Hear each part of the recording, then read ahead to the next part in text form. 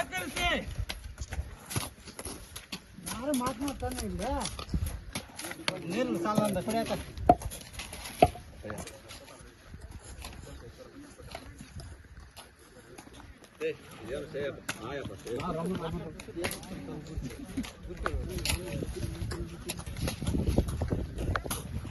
ಬಿಡಲ್ಲ ಬಿಡಲ್ಲ ಭೂಮಿ ಬಿಡಲ್ಲ. ನಮ್ಮ ಭೂಮಿ ನಮ್ಮದು, ನಮ್ಮ ಭೂಮಿ ನಮ್ಮ ಭೂಮಿ ಬಿಡಲ್ಲ. ನಾನು ಇವತ್ತು ಇಲ್ಲಿ ಹರಟಿ ಮತ್ತು ಮಲ್ಲಾಂಡಹಳ್ಳಿ ಶಿಲ್ಲಂಗೆರೆ ಗ್ರಾಮಗಳಲ್ಲಿ ಆಗಿರೋಂಥ ಅನ್ಯಾಯನ, ಅರಣ್ಯಾಧಿಕಾರಿಗಳಿಂದ ಆಗಿರೋಂಥ ಅನ್ಯಾಯನ ಖಂಡಿಸಿ ಆ ರೈತರನ್ನ ಇವತ್ತು ಇಲ್ಲಿ ಕರ್ಕೊಂಬಂದು ಅವ್ರ ಭೂಮಿನ ಅವ್ರಿಗೆ ಕೊಡಿಸ್ಲಿಕ್ಕೆ ಹೋರಾಟ ಮಾಡ್ತಾ ಇದ್ದೀನಿ. ಅರಣ್ಯಾಧಿಕಾರಿಗಳು ರಾತ್ರೋರಾತ್ರಿ ರೌಡಿಗಳಂತೆ ರಿಯಲ್ ಎಸ್ಟೇಟ್ ಏಜೆಂಟ್ಗಳ ಥರ ಕಾಂಪೌಂಡ್ ಹೊಡೆದು ಲಕ್ಷಾಂತರ ರೂಪಾಯಿ ಖರ್ಚು ಮಾಡಿ ಎಲ್ಲ ಸಣ್ಣ ರೈತರು, ಅವ್ರ ಹತ್ರ ಸಾಗುವಳಿ ಚೀಟಿ ಇದೆ, ಕಂದಾಯ ಕಟ್ತಾ ಇದ್ದಾರೆ, ಬೆಳೆ ಬೆಳೀತಾ ಇದ್ದಾರೆ, ಲೋನುಗಳು ತೊಗೊಂಡಿದ್ದಾರೆ. ಜಿಲ್ಲಾಡಳಿತ ಸುಮಾರು 50-60 ವರ್ಷದಿಂದನೇ ಅವ್ರಿಗೆ ದರ್ಖಾಸ್ತ್ ಮೂಲಕ ಜಮೀನು ಮಂಜೂರು ಮಾಡಿದ್ದಾರೆ. ಆಮೇಲೆ ಇದು ಗೋಮಾಳ, ಈ ಸರ್ವೆ ನಂಬರಲ್ಲಿ 316 ಎಕರೆ ಜಮೀನಿದೆ. ಅರಣ್ಯಾಧಿಕಾರಿಗಳು 1934ರಲ್ಲಿ 175 ಎಕರೆ ಜಮೀನು ನೋಟಿಫಿಕೇಶನ್ ಮಾಡಿಸ್ಕೊಂಡಿದ್ದಾರೆ. ಸಂತೋಷ. ಅವ್ರು 178 ಎಕರೆಗೆ ನಮ್ಮ ರೈತರು ಯಾರೂ ಕಾಲಿಟ್ಟಿಲ್ಲ, ಇಡೋದು ಇಲ್ಲ, ಅದರ ಅವಶ್ಯಕತೆನೂ ಇಲ್ಲ. ಇಲ್ಲಿ ಕಾನೂನು ಬಾಹಿರವಾಗಿ ಯಾರೂ ಇಲ್ಲ. ಆಮೇಲೆ ಹೆಚ್ಚಿಗೆ ಎಲ್ಲನೂ ದಲಿತ ರೈತರಿದ್ದಾರೆ.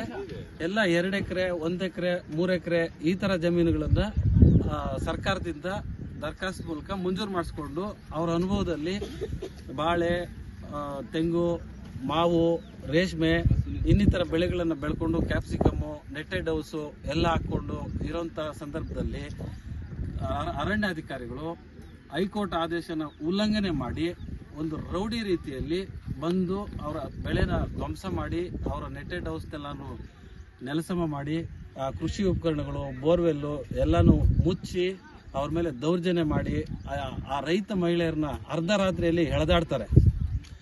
3 ಗಂಟೆ ರಾತ್ರಿಯಲ್ಲಿ JCB ಸದ್ದು ಕೇಳಿ, ಆಮೇಲೆ ರೈತರು ರಾತ್ರಿ ಹೊತ್ತು ಕರೆಂಟ್ ಬರುತ್ತೆ ಅಂತ ಹೇಳಿ ತೋಟಕ್ಕೆ ಬರೋದು ಸಹಜ.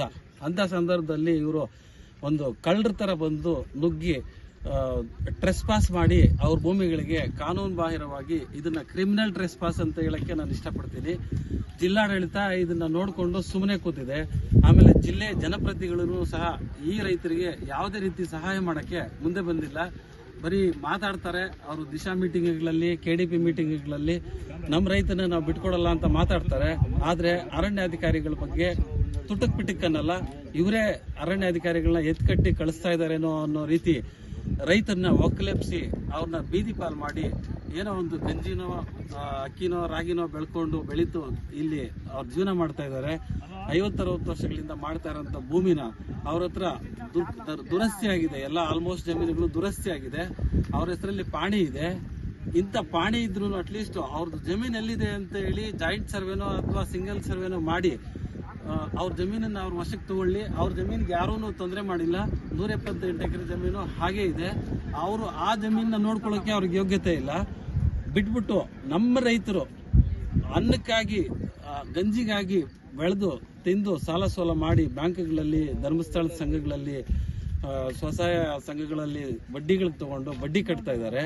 ಇವತ್ತು ಅವರೆಲ್ಲ ಬೀದಿ ಪಾಲಾಗಿದ್ದಾರೆ. ಕಾಂಪೌಂಡ್ ಹಾಕಿದ್ದೀನಿ, ಬೋರ್ವೆಲ್ಗಳು, ಡ್ರಿಪ್ಪು, ಪೈಪ್ಗಳು ಎಲ್ಲ ಧ್ವಂಸ ಮಾಡ್ಕೊಂಡು ಪೀಸ್ ಮಾಡ್ಕೊಂಡು ಹೊಟ್ಟೋದ್ರಲ್ಲ ಸರ್ ಅವರು. ಏನು ಮೇಡಮ್, ಜಸ್ಟಿ ಸರ್ವೆ ಆಗದೇನೆ ಮುಂಚೆನೆ ಬಂದ್ಬಿಟ್ಟಿದ್ದೀರಲ್ಲ ಅಂದರೆ ನಿಮ್ಗೆ ಯಾಕೆ ಹೇಳ್ಬೇಕು, ನಾವು ಯಾಕೆ ಮಾಡಬೇಕು? ನಿಮ್ದು ಏನಿದೆ ಹಂಗೆ ಹಿಂಗೆ ಅಂತೆಲ್ಲ ಬಂದು 3 ಗಂಟೆ ರಾತ್ರಿಯಲ್ಲೆಲ್ಲ ಬಂದು ಧ್ವಂಸ ಮಾಡ್ಕೊಂಡು ಹೋಗಿದ್ದಾರೆ ಸರ್. ನಮ್ಮನ್ನೆಲ್ಲ ತಳ್ಳಿ ಎಳೆದಾಡಿ, ನಮ್ಮ ಯಜಮಾನನ್ನೆಲ್ಲ ಹೇಳ್ಕೊಂಡೋಗಿ, ನನ್ನೆಲ್ಲ ಹೇಳ್ಕೊಂಡೋಗಿ ತಳ್ಕೊಂಡೋಗಿ ಎಲ್ಲ ಇದು ಮಾಡಿಬಿಟ್ಟಿದ್ದಾರೆ ಸರ್ ನಮಗೆಲ್ಲನೂ.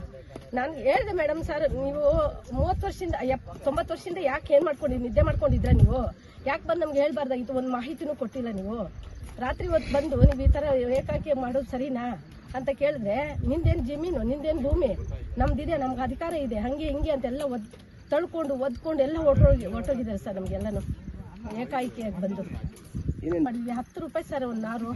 3 ತಿಂಗಳಿಂದ ಬರೀ ಕಂಬಿಗೆನೆ 1 ಲಕ್ಷ ಕೊಟ್ಟಿದ್ವಿ, ಕೂಲೋರ್ಗೆ 1,15,000 ಕೊಟ್ಟಿದ್ವಿ, ಗೊಬ್ಬರಗಳೆಲ್ಲ ಎಲ್ಲ ಸೇರಿ 1.5 ಲಕ್ಷ, ನಾರು ಬಂದು 1 ಲಕ್ಷ, ಎಲ್ಲ ನಾಟಿ ಮಾಡಿ ಪೇಪರ್ ಹಾಕಿ ಎಲ್ಲ ಮೆಸ್ ಎಲ್ಲ ರೆಡಿ ಇದ್ದಾಗ ನಮ್ಮನ್ನೆಲ್ಲ ನೂಕಿ, ನನ್ನ ಮಗನ್ನೆಲ್ಲ ತಳ್ಳಿ ಹೊಡೆದು ನನ್ನನ್ನು ಎಳ್ಕೊಂಡೋಗಿ ಆ ಕಡೆ ಬಿಸಾಕಿ ಕರ್ಕೊಂಡು ಹೊರಟಿದ್ದಾರೆ ಸರ್ ನೈಟೇ. ಏನು ಇದು ಮಾಹಿತಿ ಒಂದು ನೋಟಿಸ್ ಕೊಡದೇನೆ ಧ್ವಂಸ ಮಾಡ್ಕೊಂಡು ಹೊಟ್ಟೋಗಿದ್ದಾರೆ ಸರ್ ನಮಗೆ ಅಧಿಕಾರಿಗಳು ಮೀಟ್ ಮಾಡಿದ್ರು ಜಿಲ್ಲಾಧಿಕಾರಿಗಳು. ಅದು ಏನು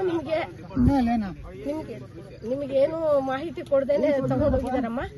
ಅದ್ ನಿಮ್ಗೆ ಆಗತ್ತೆ. ನಿಮ್ಗೆ ಸಾಗುವಳಿ ಚೀಟಿ ಬಂದಿದೆ, ಮತ್ತೆ ದುರಸ್ತಿ ಆಗಿದೆ, ಎಲ್ಲ ಆಗಿದೆ ಸರ್. ನಮ್ದು ದುರಸ್ತಿ ಆಗಿದೆ, 90 ವರ್ಷ ಆಗಿದೆ ಸರ್ ನಮ್ದು ಆಗಿ. ದುರಸ್ತಿ ಸಹ ಇದೆ, ಸಾಗುವಳಿ ಚೀಟಿ ಇದೆ, ಕಂದಾಯ ಕಟ್ತಾ ಇದೀವಿ. ಬ್ಯಾಂಕ್ ಅಲ್ಲಿ 15 ಲಕ್ಷ ಲೋನ್ ಇದೆ ಸರ್, ಬೇಕಾದ್ರೆ ನೋಟಿಸ್ ಎಲ್ಲ ಇದೆ. 15 ಲಕ್ಷ ಲೋನ್ ಇದೆ ಸರ್ ನಮ್ದು. ನಾನು ಬಟ್ಟೆ ಹೊಲ್ಕೊಂಡಿದ್ದೆ ಸರ್ ಕೋಲಾರಲ್ಲಿ. ನಾನು ಬಂದು 2020ರಲ್ಲಿ 15 ವರ್ಷದಿಂದ ನಾನು ದುಡ್ಡೆಲ್ಲ ತಂದಿಲ್ಲ ಹಾಕಿ ಮನೆ ಮೇಲೆ ಹಾಕಿ ಮಕ್ಕಳು ಓದಿಸ್ಕೊಂಡು. ಬೇಕಾದ್ರೆ ಕೇಳಿ ಸರ್, ನಾನೇ ಸರ್ ಮಾಡಿಸ್ತಾರೆ. ನಮ್ಮ ಮನೆಯವ್ರ ಪೇಷಂಟು, ಮಕ್ಕಳೆಲ್ಲ ಎಜುಕೇಶನ್ ಮಾಡ್ತಾ ಇದ್ರು. ನಾನು ಕೂಲೋನ್ ಇಟ್ಕೊಂಡು ಮಾಡಿಸ್ತಾ ಇದ್ದೀನಿ ಸರ್. ಎಷ್ಟು ಕೇಳ್ಕೊಂಡ ಬಿಟ್ಟಿಲ್ಲ ಸರ್ ಅವರು. ನಾನು ಎಷ್ಟು ಹೇಳಿದ್ರು ಬಿಡ್ಲಿಲ್ಲ ಸರ್ ಅವರು. ನಾವು ಈಗ 15 ಲಕ್ಷ ಬಂಡವಾಳ ಹಾಕಿದೀವಿ, ಸಾಲ 15 ಲಕ್ಷ ಇದೆ. ನನ್ನ ಪರ್ಸನಲ್ ಲೋನು ಇದರಲ್ಲಿ ಧರ್ಮಸ್ಥಳ ಸಂಘದಲ್ಲಿ 5 ಲಕ್ಷ ಇದೆ ಸರ್. ಬೇಕಾದ್ರೆ ನಾನು ಇದೆಲ್ಲ ತೋರಿಸ್ತೀನಿ. ನಾನು ಫೆಬ್ರವರಿ 9ನೇ ತಾರೀಕು ತಗೊಂಡಿರೋದು, ಮತ್ತೆ ಜನವರಿ 15ನೇ ತಾರೀಕು ನಮ್ದು ಖಾಲಿ ಮಾಡಿದ್ದು ಮಾರ್ಚ್ 25ನೇ ತಾರೀಕು ಸರ್ ನಮ್ದು ಖಾಲಿ ಮಾಡಿದ್ದು. ಅವ್ರು ಬಂದು ಧ್ವಂಸ ಮಾಡ್ಕೊಂಡು ಎಲ್ಲ ಇಡೀ ತೋಟನೇ ನಮ್ಮನ್ನು ಸಹ ಎಳೆದು ಆಚೆ ಹಾಕಿ ಪೊಲೀಸರು ಸಹ ನಮಗೆ ಅವರಂತ ನರಭಕ್ಷಕರು, ಅವರಂತ ಅವರು ಡಿಪಾರ್ಟ್ಮೆಂಟ್ ದರಿದ್ರ ಡಿಪಾರ್ಟ್ಮೆಂಟ್ ಸರ್. ಅವ್ರ ಫಾರೆಸ್ಟ್ ಡಿಪಾರ್ಟ್ಮೆಂಟ್ ಸುಮ್ಮನೆ ಇದ್ರವ್ರು. ಯಾಕೆ ಸರ್ ಮಾಡಬಾರ್ದಾಗಿತ್ತು ಮೊದಲನೇ? ಅವತ್ತೇ ನಮ್ಗೆ ಮಾಹಿತಿ ಹೇಳ್ಬೇಕಾಗಿತ್ತು. ನಾವೆಲ್ಲ ಮಾಡ್ತಾ ಇದ್ವಿ ಸರ್, 20 ವರ್ಷದಿಂದ ಮಾಡ್ತಾ ಇದ್ವಲ್ಲ. ನಾನು ಬಂದು 25 ವರ್ಷ ಆಗಿದೆ, ಅವತ್ತಿಂದ ಮಾಡ್ತಾ ಇದ್ವಿ. ಅವತ್ತೇ ಹೇಳ್ಬೋದಾಗಿತ್ತಲ್ಲ ಸರ್ ನಮ್ಗೆ. ಅವತ್ತಿಂದ ಸುಮ್ಮನೆ ಇದ್ಬಿಟ್ರು. ಈಗ ಯಾಕೆ ಸರ್ ಅವ್ರು ಬಂದ್ರು? ಅವತ್ತಿಂದ ಸುಮ್ಮನೆ ಇದ್ಬಿಟ್ರಲ್ಲ ಸರ್ ಅವ್ರು ನಮ್ಗೆ. ಅವ್ರದ್ದು ಯಾವ್ದು ಸರ್ ರೂಲ್ಸ್? ಹಾಗಿದ್ರೆ ಸಾಗುವಳಿ ಚೀಟಿ ಯಾಕೆ ಕೊಟ್ರು, ದುರಸ್ತಿ ಯಾಕೆ ಮಾಡ್ಕೊಟ್ರು? ಬೇಕು ಸರ್ ನಮ್ಗೆ. ಗುಳಿ ಮುಚ್ಚಿಸ್ಬಿಟ್ಟು ನಾವು ಜಮೀನ್ ನಾವು ಈಗ ಮಳೆ ಬಂದಿದೆ, ಬಿತ್ತನೆ ಮಾಡಬೇಕು. ನಮ್ದು 15 ಲಕ್ಷ ಲೋನು, ಇದು 15 ಲಕ್ಷ, 30 ಲಕ್ಷ ಸಾಲ ಇದೆ. ನಾವು ಹೆಂಗ್ ಸರ್ ತೀರಿಸಬೇಕು? ನಾವು ಕೂಲಿ ಮಾಡ್ಕೊಂಡು ತಿಂತಿದ್ರು ಚೆನ್ನಾಗಿದ್ರಿ. ಅವತ್ತು ದುರಸ್ತಿ ಮಾಡ್ಕೊಟ್ರಲ್ಲ ಸರ್, ಅದು ಬೇರೆ ಸರ್ಕಾರ, ಇವ್ರದ್ದಾರೆ ಸರ್ಕಾರ ಸರ್. ಆಗ ಜಿಲ್ಲಾಧಿಕಾರಿ ಇವರು ಯಾರು ಜಿಲ್ಲಾಧಿಕಾರಿಗಳು ಮತ್ತೆ ರೆವಿನ್ಯೂ ಡಿಪಾರ್ಟ್ಮೆಂಟ್, AC DC ಎಲ್ಲ ಗೊತ್ತಿತ್ತಲ್ಲ ಸರ್. ಅವರು ಅವಾಗ ಮಾಡ್ಕೊಡುವಾಗ ಅವ್ರಿಗೆಲ್ಲ ಗೊತ್ತಿತ್ತು. ನಾವೇನ್ ಕಳ್ತನ ಮಾಡ್ಕೊಂಡ್ರ? ಕಳ್ತನದಿಂದ ನಾವು ಬಂದ್ರ? ಏನಿಲ್ಲಲ್ಲ.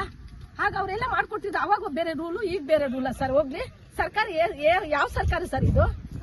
ನಕಲಿ ದಾಖಲೆ ಸೃಷ್ಟಿ ಮಾಡಿಕೊಂಡು ಇವರು ಬಂದು ನಮ್ಮ ಜಮೀನುಗಳಲ್ಲಿ ಮಿಡ್ ನೈಟ್ 2 ಗಂಟೆ ರಾತ್ರಿಯಲ್ಲಿ ಯಾವುದೋ ಒಂದು ಸ್ಕೆಚ್ ಅವರೇ ತಯಾರು ಮಾಡ್ಕೊಂಡಿರೋ ಒಂದು ಸ್ಕೆಚ್ ತೋರಿಸಿ ನಾವು ಜಾಯಿಂಟ್ ಸರ್ವೆ ಮಾಡಿದ್ದೀವಿ ಅಂತ ನಕಲಿ ಹೇಳಿ ನಮ್ಮ ಜಮೀನುಗಳೆಲ್ಲ ದೌರ್ಜನ್ಯ ಮಾಡಿದ್ದಾರೆ.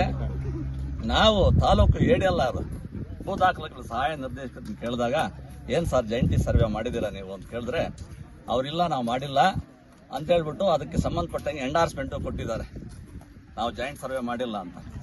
ಆಮೇಲೆ ಮುಂದುವರೆದು ಅವ್ರು ಏನು ಸ್ಕೆಚ್ ರೆಡಿ ಮಾಡ್ಕೊಂಡಿದ್ರು ಅದಕ್ಕೆ ಒಂದು ಸ್ಟೇನೂ ಕೊಟ್ಟಿದ್ದಾರೆ. ಸ್ಟೇ ಕೊಟ್ಟ ಮೇಲೆ ಅವ್ರದ್ದೇನು ಇದರಲ್ಲಿ ಹಕ್ಕಿಲ್ಲದೆ ಇದ್ರು ಬಂದು ರೈತರ ಮೇಲೆ ದೌರ್ಜನ್ಯ ಮಾಡ್ತಾ ಇದ್ದಾರೆ. ಹಂಗಾಗಿ ನಮ್ಮ ಜಮೀನುಗಳನ್ನ ನಾವು ಉತ್ತು ಬಿತ್ತು ಬೆಳೆ ಮಾಡ್ಕೊಳ್ಳೋಕೆ ಮಳೆಗಾಲ ಆಗಿರೋದ್ರಿಂದ ನಾವಿವತ್ತು ಎಲ್ಲ ನಮ್ಮ ಜಮೀನುಗಳೊಳಗಡೆ ನಾವು ಉಳುಮೆ ಮಾಡ್ಕೊಳ್ಳೋಕೆ ಎಲ್ಲ ರೆಡಿ ಮಾಡ್ಕೊಳ್ತಾ ಇದೀವಿ ಸರ್. ಆಮೇಲೆ 316 ಎಕರೆ ಗೋಮಾಳ ಇದೆ. 316 ಎಕರೆಯಲ್ಲಿ ಅವ್ರಿಗೆ 177 ಎಕರೆ ಪಾಣಿ ಇದೆ. 75-80 ಎಕರೆ ರೈತರಿಗೆ RTC ಕಂದಾಯ ಇಲಾಖೆಯಿಂದ ಹಂಚಿಕೆ ಮಾಡಿದ್ದಾರೆ. ಅದಕ್ಕೆ RTC ಇದೆ, ಮುಟೇಶನ್ ಇದೆ, ಸಾಗುವಳಿ ಚೀಟಿ ಇದೆ, ಎಲ್ಲ ಇದೆ. ಅದ್ರ ಸ್ಕೆಚ್ಗಳು ಕೆಲವರದೆಲ್ಲ ದುರಸ್ತಾಗಿದೆ. ಇಷ್ಟೆಲ್ಲ ಇದ್ಕೊಂಡು ರೈತರ ಮೇಲೆ ಅರಣ್ಯ ಇಲಾಖೆಯವರು ದೌರ್ಜನ್ಯ ಮಾಡಿ ತೊಂದರೆ ಮಾಡ್ತಾ ಇದ್ದಾರೆ ಸರ್. ಮಾಡಿ ಅವ್ರ ಇಷ್ಟಾನುಸಾರ ಅವರೇ ಒಂಥರ ಸಾಮ್ರಾಜ್ಯದ ಥರ ಆಗೋಗಿದೆ. ಅವ್ರನ್ಯಾರು ಕೇಳೋರು ಮಾಡೋರು ಇಲ್ಲ. ಹಂಗಾಗಿ ನಾವು ರೈತರೆಲ್ಲ ಒಗ್ಗೂಡಿ ಈಗ ನಮ್ಮ ಜಮೀನುಗಳಲ್ಲಿ ನಾವು ಬೆಳೆ ಮಾಡ್ಕೊಳ್ಳೋಕೆ ಬಂದಿದ್ದೀವಿ ಸರ್. ಏನಂದ್ರೆ ಯಾವುದಾದ್ರೂ ಅಭಯಾರಣ್ಯಗಳಿರ್ತಾವಲ್ವಾ, ಅಲ್ಲಿ ಏನಾದರೂ ಇದು ಟೇಗು, ಒನ್ನೆ, ಬೀಟೆ ಇಂಥ ಮರಗಳು ಕೊಯ್ದಾಗ ಕಳ್ಳತನದ ಕೇಸ್ ಹಾಕೋದು. ಅಂತ ಕೇಸ್ನ ರೈತರ ಮೇಲೆ ಅದನ್ನ ಸೆಕ್ಷನ್ ದುರುಪಯೋಗ ಪಡಿಸ್ಕೊಳ್ತಾ ಇದ್ದಾರೆ ಇವರು ಅರಣ್ಯ ಇಲಾಖೆಯವರು. ಮರಗಳಿಲ್ಲ ಸರ್. ಆಮೇಲೆ ಮಾವಿನ ಮರಗಳು ಹಾಕಿದ್ವಿ ಸರ್ ನಾವು. ಆ ಮಾವಿನ ಮರಗಳನ್ನೆಲ್ಲ ಒಡೆದಾಕಿದ್ರು ಸರ್. ರೈತರ ಭೂಮಿಯಲ್ಲಿದ್ದಂಥ ಮಾವಿನ ಮರಗಳನ್ನ ಒಡೆದಾಕಿದ್ರು. ಅವರು ಪರಿಸರವನ್ನ ಉಳಿಸ್ತಾ ಇದ್ದಾರಾ ಇಲ್ಲ ಪರಿಸರವನ್ನ ಹಾಳು ಮಾಡ್ತಾ ಇದ್ದಾರೋ ಗೊತ್ತಾಗ್ತಾ ಇಲ್ಲ ಸರ್. ಅಂತ ಆದೇಶ ಯಾರು ಕೊಟ್ಟಿದಾರ ಅನ್ನೋದು ಕೂಡ ಗೊತ್ತಾಗ್ತಾ ಇಲ್ಲ ಸರ್. ಅವರು ತೋಡಿದ್ರಲ್ಲ ಸರ್ ಗುಣಿಗಳು, ಅದನ್ನೆಲ್ಲ ಮುಚ್ತಾ ಇದೀವಿ ಸರ್. ಮುಚ್ಚಿಬಿಟ್ಟು ನಮ್ಮ ಭೂಮಿ ನಮ್ಮ ಹಕ್ಕು ಸರ್. ನಮ್ಮ ತೆಕ್ಕೆಗೆ ನಾವು ತಗೋತಾ ಇದೀವಿ.